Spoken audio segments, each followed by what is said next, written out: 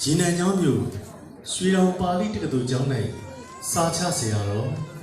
အရှင်ယူရတီကုန်းရေးဖွဲ့ပူဇော်အပ်သောမင်္ဂလာပိုက်စော်ရတုပညာဖြစ်ပါလေဗျာ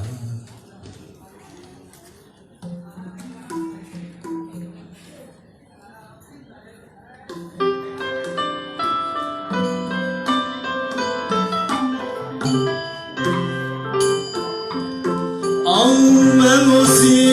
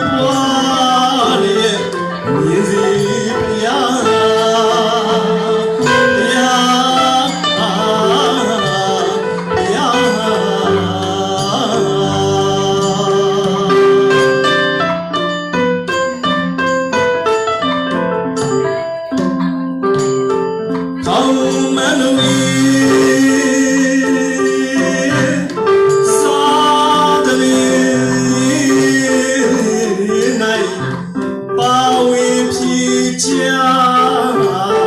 啥你大路西雅ထွက်ပေါ်ကြောင်းလိုက်တော့နိုင်မဟောအကအာစီယာဟိလုံလာရှင်တွေ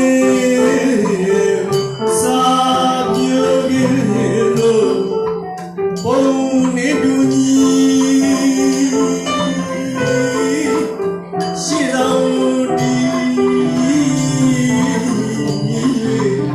ကာယညုရေမှုလို့အထူးကြည်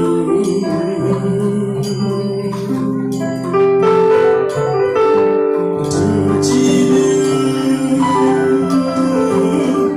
အရေးယူ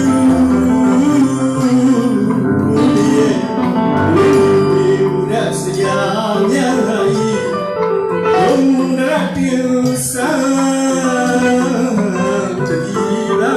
လို့ရွှေလဝိညာ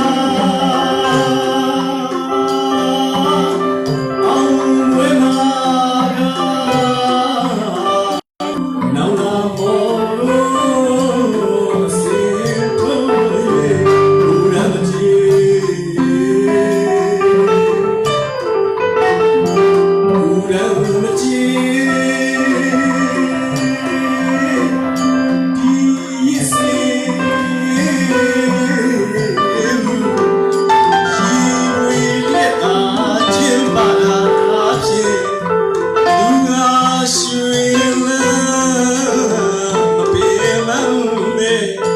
ကြောင်တန်းကိုစီနိဗ္ဗာန်စီပြီးတော့